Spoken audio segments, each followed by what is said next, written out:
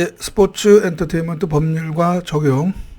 이번 시간에는 프로스포츠와 경쟁법, 프로스포츠와 경쟁 제한성에 대해서 알아보도록 하겠습니다. 일단 먼저 강의에 들어가기 전에 오늘도 이게 역광 때문에 제 얼굴이 이렇게 선명하게 보이지 않는 것 같은데요. 이 점 좀 양해해 주시기 바라고요.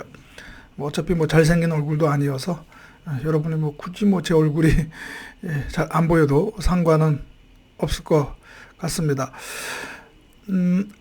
스포츠, 특히 프로스포츠, 우리나라도 마찬가지죠. 우리 국민 생활의 어떤 오락 또는 문화 생활 중에서 이 프로스포츠 관람이 상당한 비중을 차지하고 있죠. 물론 또 프로스포츠 좋아하시는 분들도 계신 반면에 프로스포츠 그렇게 그닥 좋아하지 않은 분들도 계실 텐데요. 근데 아무튼 좋아하시는 분들은 상당히 현장에서 직접 관람을 하든 또는 TV 중계를 통해서 방송을 통해서 또 시청을 하든 아무튼 이 프로스포츠와 관련한 그런 밀접한 관련을 갖고 있을 겁니다. 그런데 이 프로스포츠와 관련된 이 이슈 주제 중에서 가장 주요하게 그리고 또 가장 비중 있게 다루어지는 이슈가 바로 이 경쟁법, 경쟁성, 경쟁 제한성이라는 주제입니다. 다시 말해서 이 프로스포츠도 어찌 보면 하나의 서비스, 국민들에게 여흥, 즐거움을 주는 서비스라고 볼 수 있는데요. 그러니까 사경제라고 할 수가 있죠. 그렇다면 우리가 우리나라 같은 경우는 이제 공정거래법에서 독점을 과도한 부당한 독점을 또 규제를 하고 그 다음에 또 부당한 공동행위 등을 금지를 하고 있단 말이죠.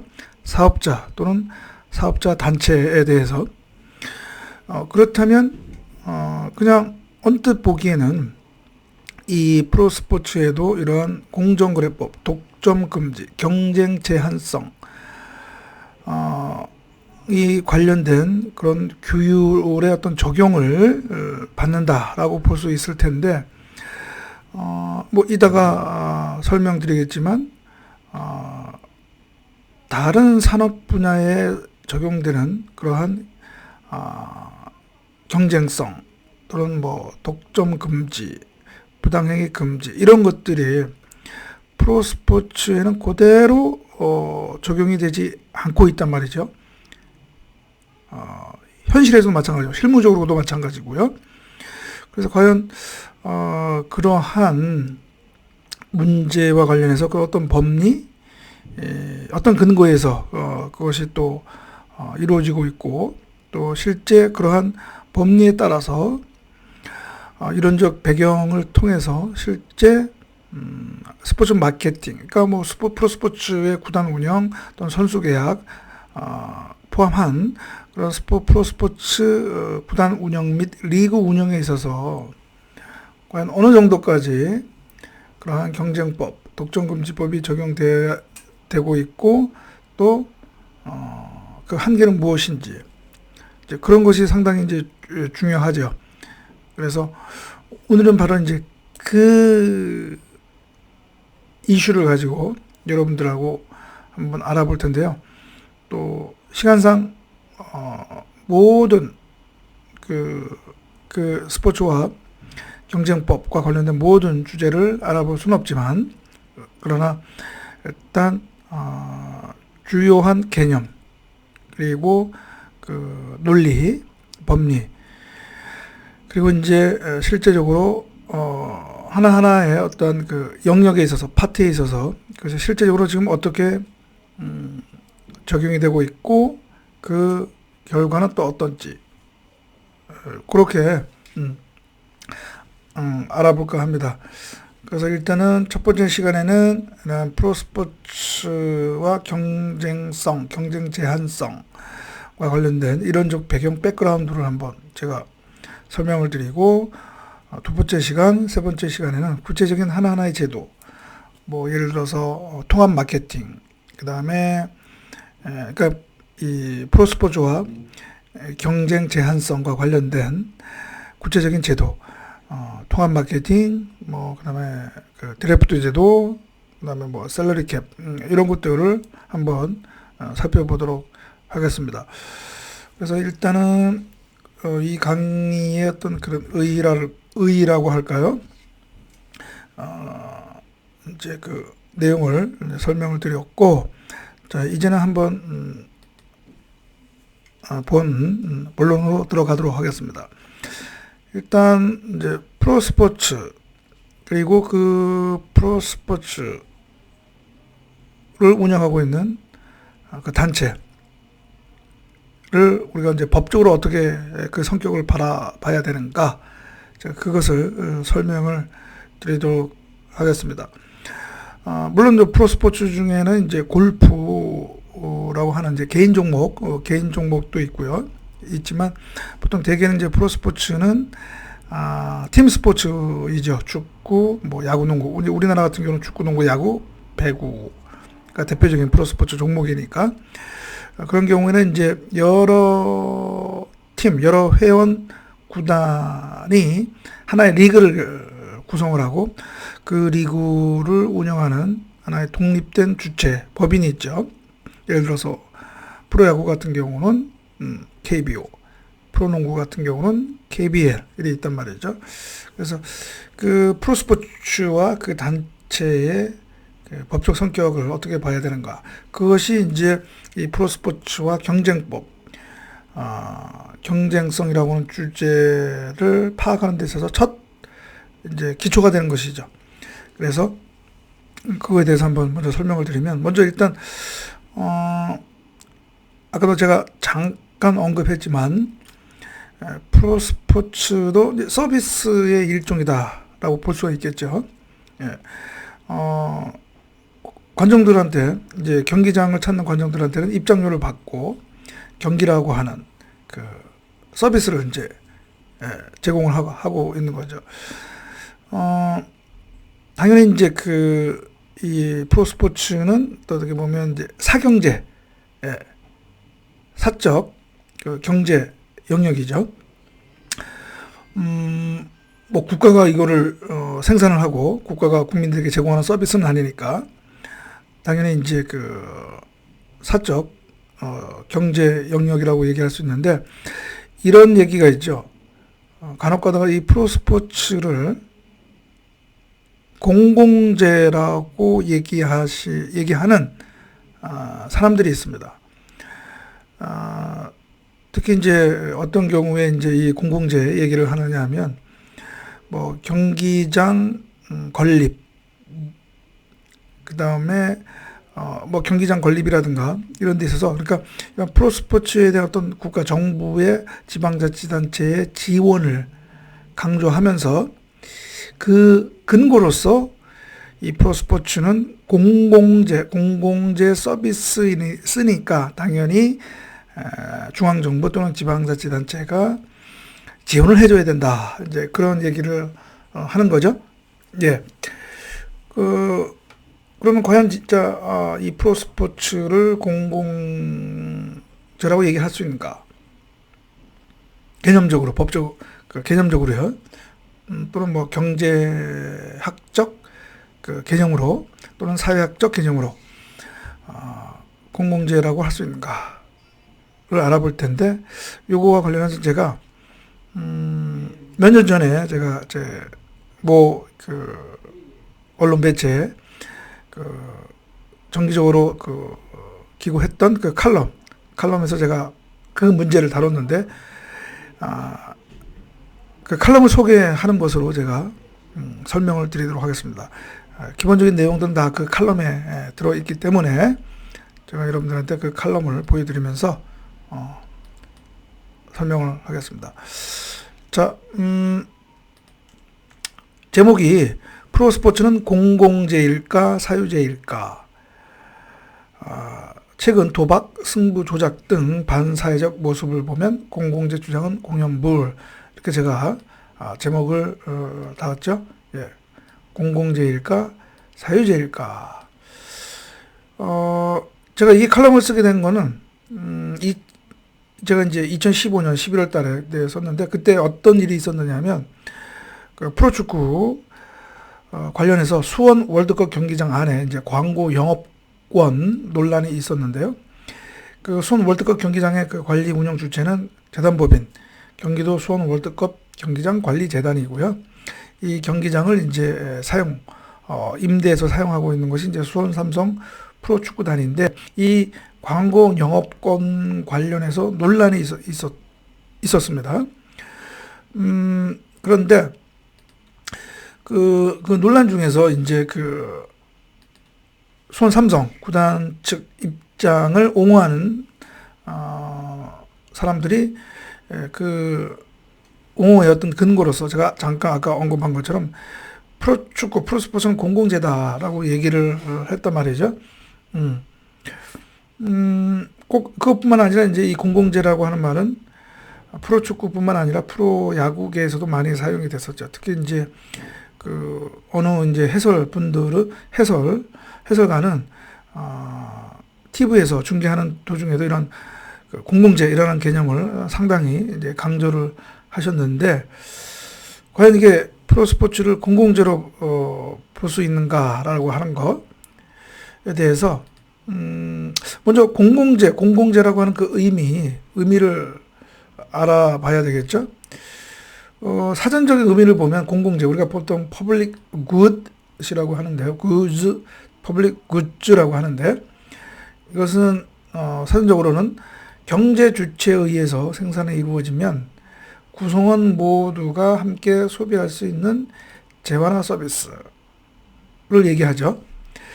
그래서 경제학에서는 이 공공재의 본질적인 성격으로서는 비경합성과 비배제성이 있는데요.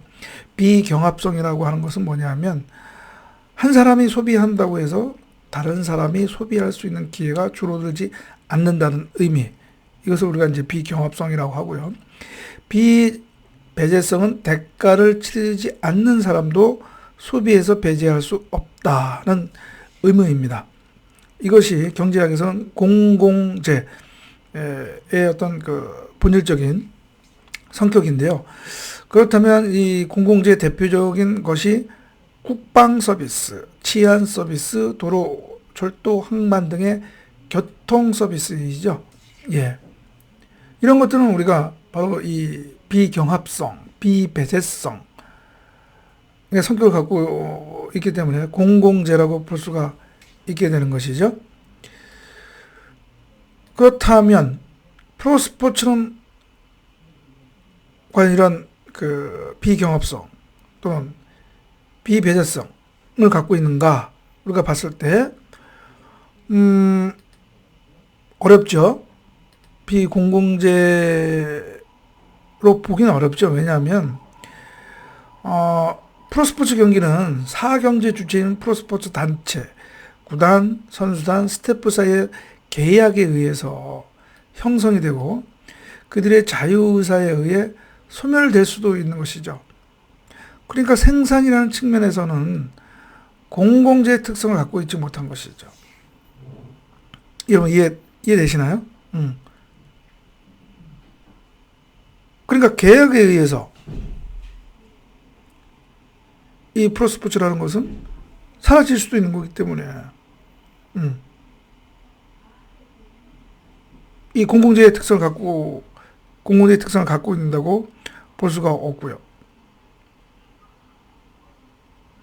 즉 프로스포츠 경기, 그리고 프로스포츠 경기가 열리고 있는 그 장소인 경기장이라고 하는 것은 경제학적인 관점에서는 공공재가 아닌 것은 분명하죠.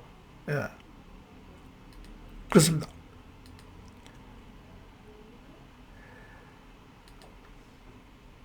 이 공공재라는 개념을 글쎄요, 그 사약적인 개념에서 공공재가 라는 개념이 있는지는 모르겠지만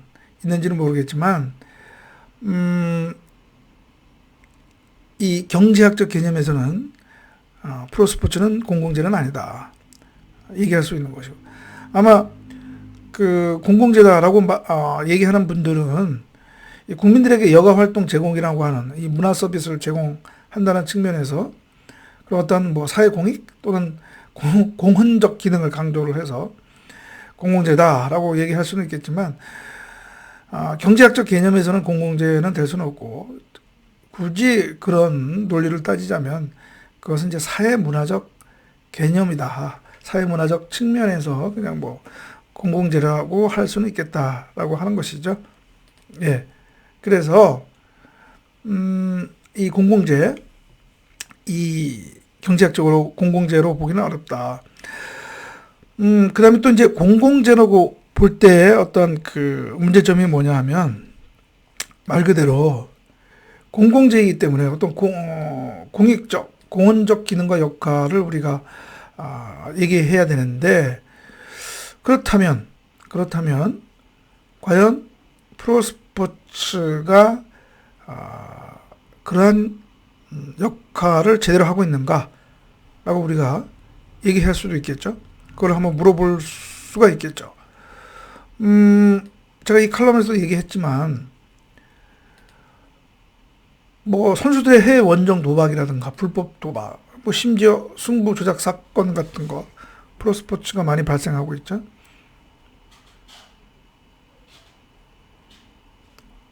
공공재라고 한다면 이러한 프로스포츠계의 반도덕, 반사회적 행태를 우리가 어떻게 얘기할 수 있겠는가 라고 하는 것이죠. 공공재라고 한다면 이러한 반공익적, 반사회적 행태와는 이 매칭이 되지 않는 것이죠. 그렇기 때문에 우리가 이 프로스포츠를 뭐 공공재 또는 뭐 사유재냐, 이것을 그냥 뭐 문화적 개념으로서 얘기할 수는 있겠으나, 경제학적 개념으로서 어떤 프로스포츠에 대한 국가 또는 중앙정부 또는 지방자치단체의 지원을 이끌어내기 위한 그러한 논리적 근거로서 공공재라고 하는 개념을 쓰는 것은 정확한 것은 아니다라고 우리가 이렇게 얘기할 수가 있겠습니다. 예. 그래서 이 프로스포츠는 공공재이냐 아니냐와 관련해서 제가 한번 먼저 하나 설명을 드렸고요. 그 다음이 이제 이 프로스포츠, 특히 이제 이 프로스포츠 리그를 운영하고 있는 그 단체 있죠. 여러 회원 구단들을 구성원으로 하고 있는 그 단체, 프로야구 같은 경우는 KBO. 이 KBO의 성격을 어떻게 볼 것인가 라는 문제가 또 중요합니다. 그래서 그 점에 대해서 이제 제가 또 설명을 드리겠는데요. 일단은 뭐 외국도 그렇고 우리도 그렇고 다 법인입니다. 법인이죠. 법적인 성격은 이제 법인입니다. 우리나라 같은 경우는 다 이제 사단법인이죠. 대부분 프로스포츠 운영하는 단체는 다 사단법인입니다. 일단은 사단법인인데 거기에 대해서 뭐 이론의 여지가 없습니다. 뭐 이의가 없는데, 문제는 이제 경쟁법, 지금 우리가 경쟁법, 프로스포츠와 경쟁법을 우리나라로 따지면 이제 공정거래법, 뭐 외국, 미국 또는 유럽 같은 경우는 뭐 독점금지법이라고 하는데, 아무튼 그냥 독점금지법이라고 하겠습니다. 그 편의상 독점금지법이라고 하겠습니다.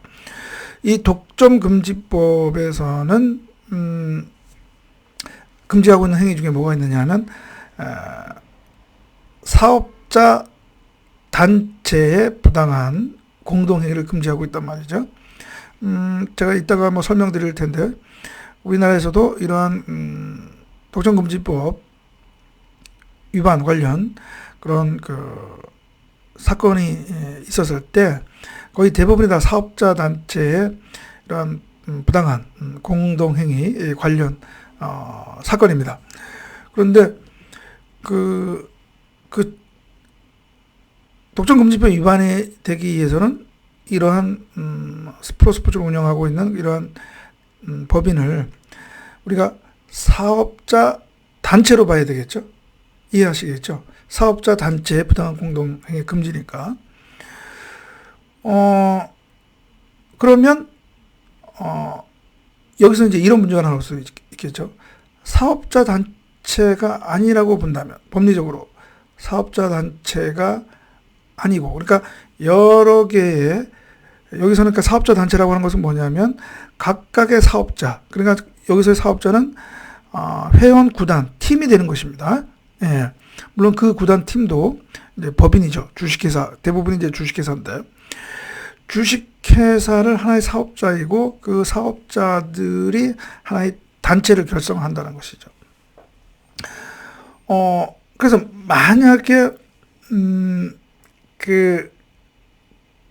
만약에 KBO를 예를 들면 KBO를 사업자 단체가 아닌 하나의 단일체, 하나의 뭐 사업자 단일체로 본다면 그 독점금지법상의 그 사업자 단체의 부당한 공동행위 금지 조항은 적용될 수가 없는 것이죠. 그렇죠?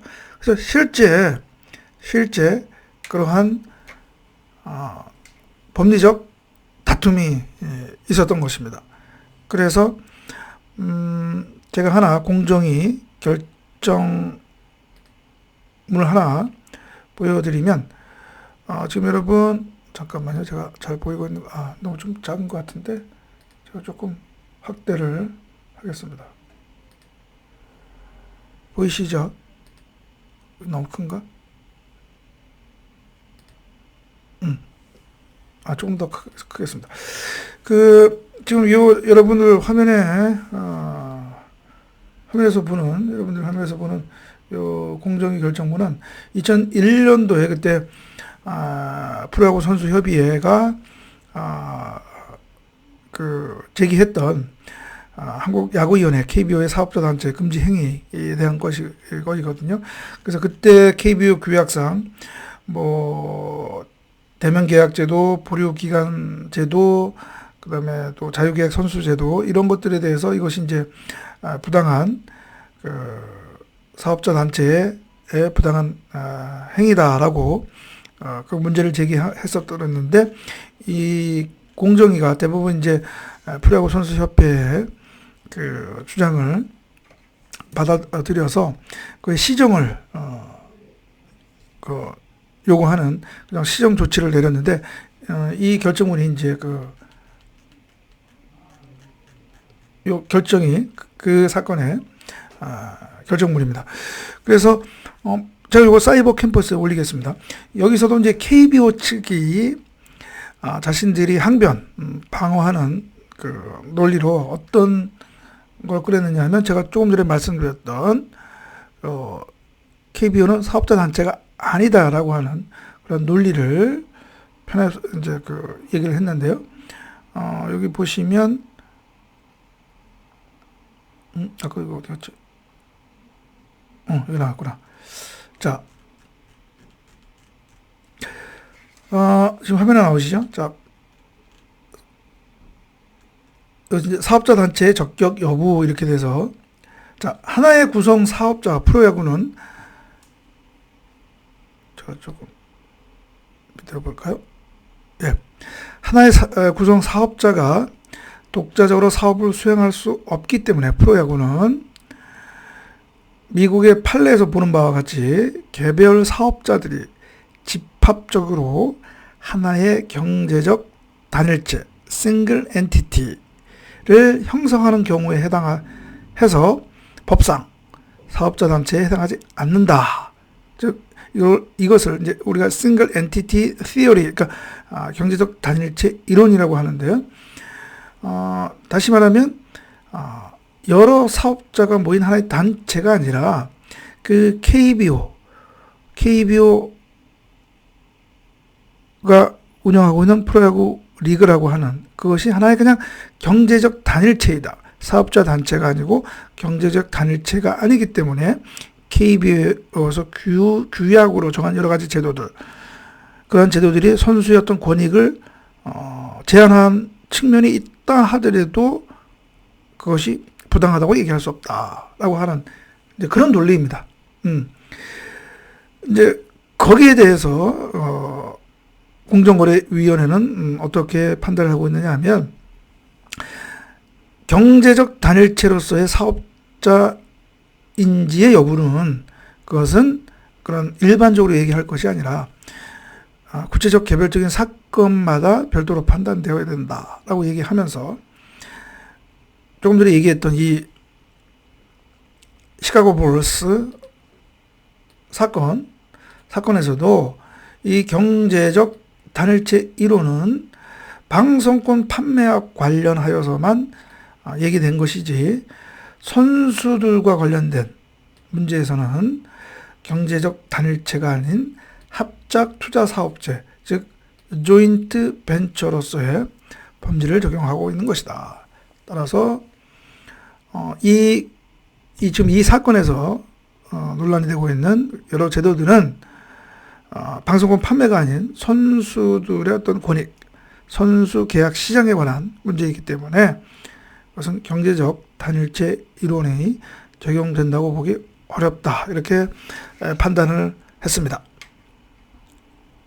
이해하십니까? 좀 이해하시죠? 예. 그래서 이런 또 논란이, 또 법리적 이런 다툼이 있었다라는 거 설명을 드리고요.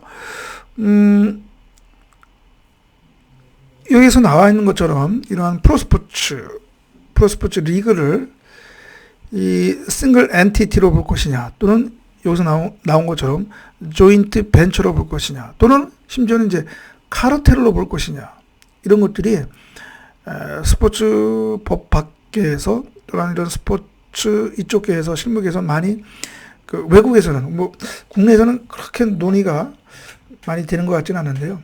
외국에서는 외국의 어떤 아티클이라든가 그런 걸 보면 이 상당히 그 논의가 되고 있는 그 이슈입니다. 예를 들어서, 그러니까 싱글 엔티티로 보면 이러한 그 프로스포츠 리그의 어떤 그 자율성을 대폭 인정해 주는 거고요.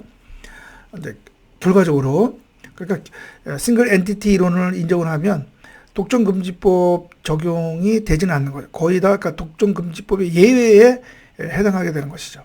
그러니까 면제가 되는 것이죠. 그러니까 프로스포츠 리그가 자율적으로 어떤 이런 그 모든 구단들의 에게 어떤 자율권을 주는 것은 아니고, 모든 것을 다 가져와서 이 전체적으로 하나의 룰을 만들어서 그것을 다 모든 구단들에게 따르도록 하는 그런 시스템, 최대화된 것이 바로 싱글 엔티티다라고 하는 것이고요. 그거보다 약간 좀 느슨하게 되는 것이 바로 어떻게 보면 조인트 벤처라고 얘기할 수가 있겠죠. 또는 카르텔이라고 얘기할 수가 있겠죠. 그래서 조인트 벤처라고 하는 것은 하나하나의 사업자들이 합작 투자죠. 합작 투자가 돼서 동일한 그냥 목적에 의해서 어떤 계약을 통해서, 공동의 목적을 달성하기 위해서 계약을 통해서 각자에게 어느 정도의 권리와 의무를 부여하는 것이죠. 조인트 벤처 또는 카르텔이라고 하는 것. 그렇기 때문에 거기에서는 좀 더 각 프로스포츠로 얘기하면 각 구단, 팀들에게 좀 더 자율권이 주어지는 것이죠. 그래서 예를 들면 선수 계약, 선수 입단시키는 것도 좀 더 자유계약이 이루어지는 거죠. 선수들을 각 구단이 선수들과 자유롭게 컨택을 해서 자신들이 원하는 선수를 데리고 올 수 있는 것이고, 또는 경기 중계권에 대한 권리도 원칙적으로 그 단체가 아닌 각 회원 구단에게 있는 것으로, 그렇게 되는 구조가 되는 것이죠. 그래서 이 프로스포츠 이 리그를 싱글 엔티티로 볼 것이냐, 조인트 벤처 또는 카르텔을 볼 것이냐, 이것은 어떻게 뭐 딱 이것이다라고 얘기할 수 있는 건 아니고요.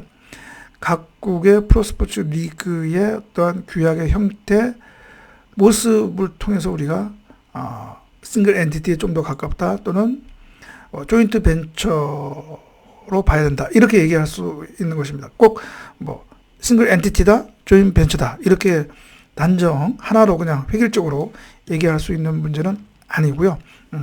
그렇다라는 거 제가 말씀을 드립니다. 그래서 여기서 잠깐 이제 언급이 나왔는데요. 요 시카고 불스, 여러분 프로농구 아시죠? 그 마이클 조던 활약했던 이 시카고 불스 케이스 얘기가 나왔기 때문에 잠깐 요 결정은 어떤 것인지 요거를 제가 얘기를 드리겠습니다. 그 관련된 아티클을 보면서 이것이 요 시카고 불스 케이스에 대해서 쓴 글입니다. 그래서 다 자세히 내용 얘기할 수는 없고요. 일단 이 시카고 불스 사건이 일어난 배경을 보면 여러분들 프로농구가 미국에서 NBA가 가장은 아니죠.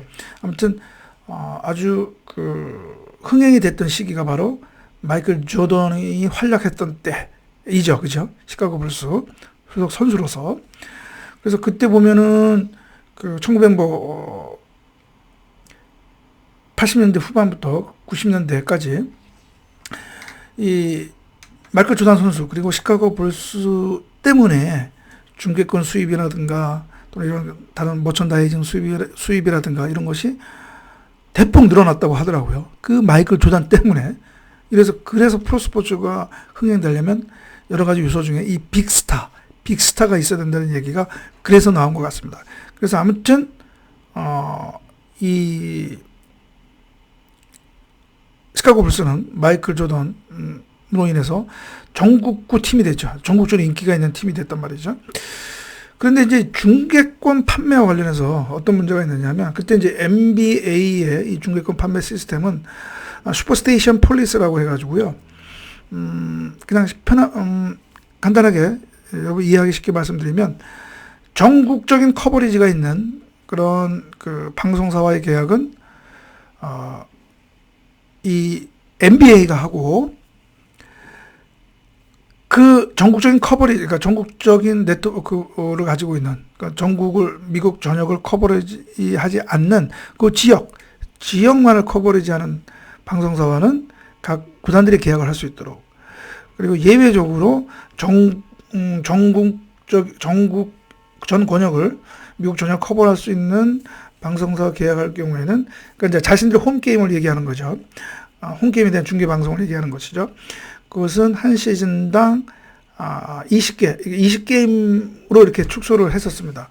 그런데 이제 시카고 불스가 워낙 전국적으로 마이클 조던 때문에 인기 있는 구단이어서 이 시카고 불스가 좀 욕심을 낸 것이죠. 그래서 이거를 좀 더 이 전국적인 자기들이 계약을 할 수 있는, 그래서 좀 더 확대해야 되겠다라고 해가지고 그때 이제 WGN이라고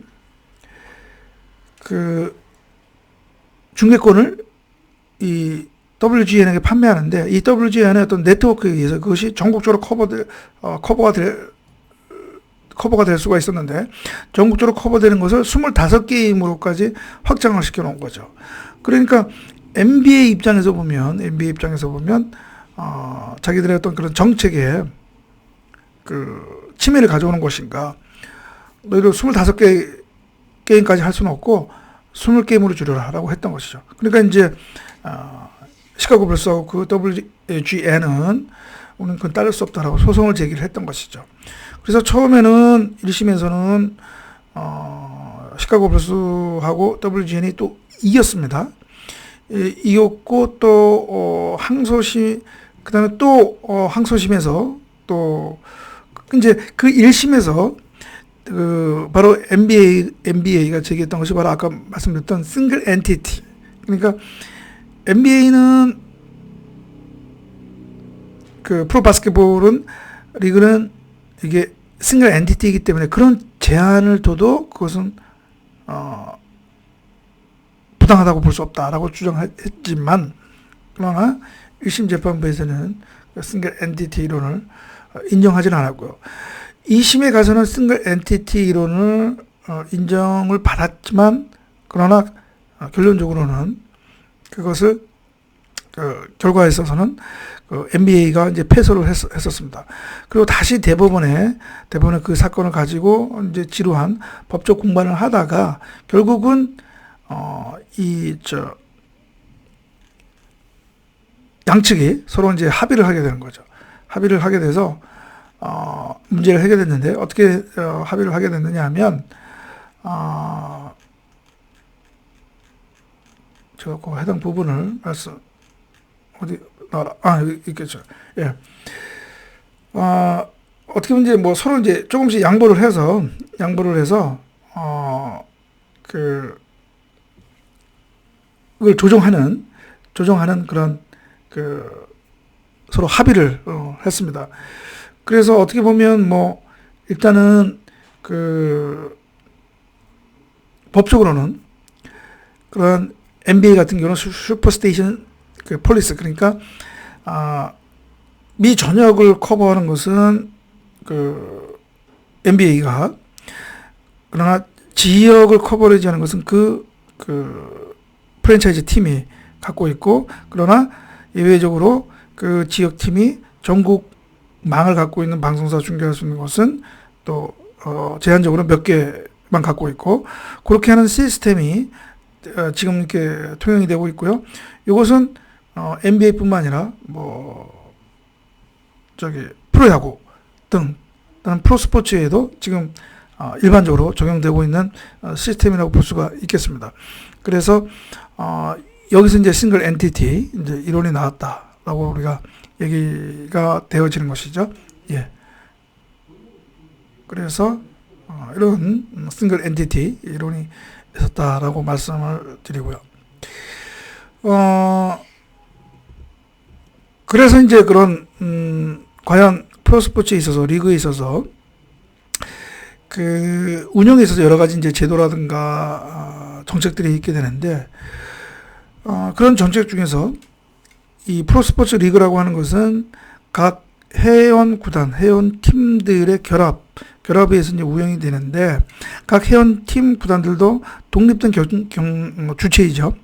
경제 주체인데, 그런 경제 주체의 어떤 권익을 다 제약을 하고, 그것을 다 가져와서, 리그를 운영하는 단체, 우리 같은 경우는 이제 프로야구로 따지면 KBO죠.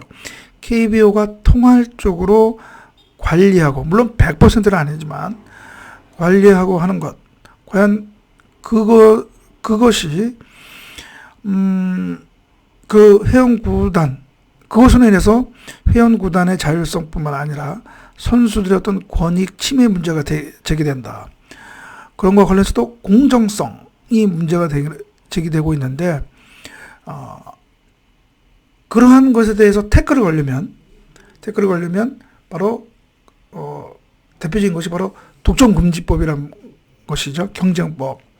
그래서 과연 그 경쟁법이 프로스포츠에도 적용되고 있는 것인지, 만약에 적용이 된다면 어느 정도까지 적용이 되어야 하는지, 적용이 되지 않는 분야, 결국은 그러한 독점성을 인정하는 분야는 어디까지인지, 이제 그것이 이 프로스포츠와 경쟁법 문제에 있어서의 어떤 핵심인데요. 오래전에 그런 스포츠에 있어서의 그런 어떤 독자성, 자율성을 존중하는 입장에서는 그런 독점금지법이 적용되지 않는다는 것이 확고한 입장이었는데, 이것이 시대가 발전할수록 선수들의 어떤 권익이 또 중시되는 사회로 점점 발전할수록 그런 원칙이 이제 무너지게 되는 것이죠. 그래서 유럽 같은 경우를 보면 그 월레이브 케이스라고요. 그 사건에 있어서 이게 처음으로 스포츠에서도 그러한 경쟁법이 적용이 된다라는 원칙이 확인된 사건입니다. 그래서 그 사건에 대한 결정문도 제가 한번 잠깐 보여드리면, 모든 내용을 다 설명드릴 수는 없을 텐데요. 이 사건은 어떤 사건이 있느냐면, 그 모터사이클과 관련해서, 그 네덜란드 국적의 한 선수가 있는데, 그 선수 이름이 이제 아까 말씀드렸던 그 월레이브입니다. 그 선수가 이제 그 어떤 모터사이클 팀에 이제 들어가는데, 그 선수는 이제 페이스메이커로 이제 그 선수 계약을 하게 되는데, 그때 AUCI, 그러니까 이제 이 모터사이클 협회 규약과, 그리고 그 규약에 따른 이제 선수 계약에는 어떤 조항이 있느냐, 그 스테이어, 그러니까 자기가 도와주는 그 스테이어 선수와 국가대표팀으로서 뛰려면 그 동일 국적이어야 한다라고 하는 것이죠. 그러니까 이 선수는 아마 다른 국가의 그 모터사이클 팀에 이제 계약을 한 것 같더라고요. 그러니까 이 선수는 네덜란드 국적이니까 어떤 국제대회, 국가대표가 참가하는 그 국제대회는 이제 뛸 수가 없는 것이죠. 그 소속 팀으로서는. 그래서 이 선수가 이제 이것은 국적을 이유로 하는 차별을 금지하는 EC 조약 위반이다라고 제소를 하게 됐던 것인데요. 그 사건에 있어서 이게 바로 결정문인데, 그 결정문에 이제 바로 그게 나오는 것이죠.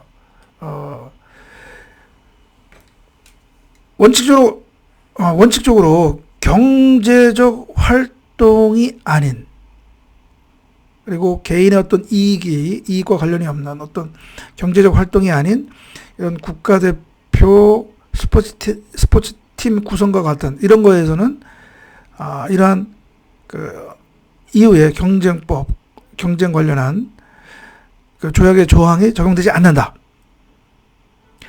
다만 그러한 스포츠 관련 분야라도 고용이라든가 또는 서비스 제공과 관련해서는 그 적용이 될 수가 있다라고 하는 것이죠. 그러니까 원칙적으로 EU법 그 조약은 스포츠에도 적용될 수 있다는 것이 확인됐던 것이죠. 그래서 그 이후부터 이제 점점 스포츠와 관련된 어떤 마케팅이라든가 또는 그런 분야에 있어서, 특히 상업적 활동 있어서 이러한 그 경쟁 촉진 관점에서 이러한 그 과도한 독점을 규제하는 그러한 또한 법적인 대응이 있게 되었던 거죠. 그래서 그렇고요. 그다음에 미국도 제가 아마 저번 그 선수 계약법에서 잠깐 설명드렸는데, 미국에서도 오래전부터 그 특히 프로야구에서 적용되어 왔던 그 법리가 바로 베이스볼 이그젬프션 원칙인데요.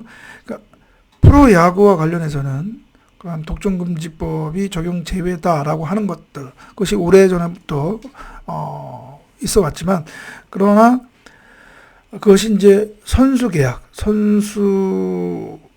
계약과 관련해서는 그것은 그 적용이 될 수 있다라고 하는, 그러니까 독점금지법이 적용이 될 수 있다라고 하는 것이 적용이 되는 것을 전제로 한 그런 판결이 나오면서, 물론 지금도 독점금지법이 적용 제외라고 하는 판결이 나오지만, 그러나 이제 점점 그 프로스포츠에서도, 미국에서도 독점금지법이 적용이 되는 그런 추세로 가고 있다. 이렇게 얘기할 수가 있겠습니다. 그래서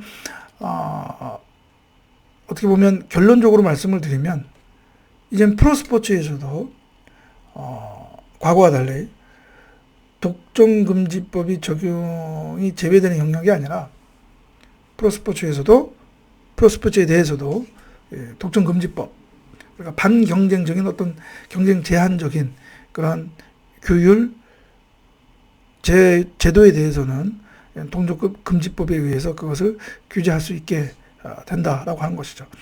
그래서 이제 요 다음 시간부터는 그러한 구체적으로 통합 마케팅이라든가 TV 중계권 판매 또는 저지 스폰서십이라든가 그런 거와 관련해서 과연 그것이 독점금지법이 적용이 되는 것인지 아니면 적용이 되지 않는 것인지를 또 한번 구체적으로 한번 알아보는 시간을 갖도록 하겠습니다. 예, 이 첫 시간이 너무 많은 시간을 차지를 했네요. 예,